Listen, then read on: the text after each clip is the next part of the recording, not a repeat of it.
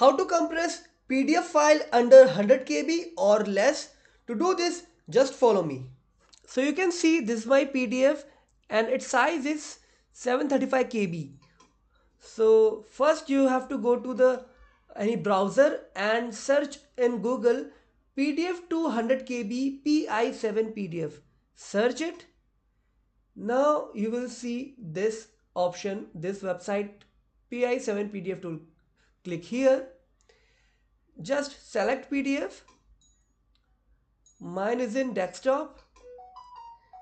This is my PDF. Open it and just compress it. It will not lose your quality. Okay, click on download.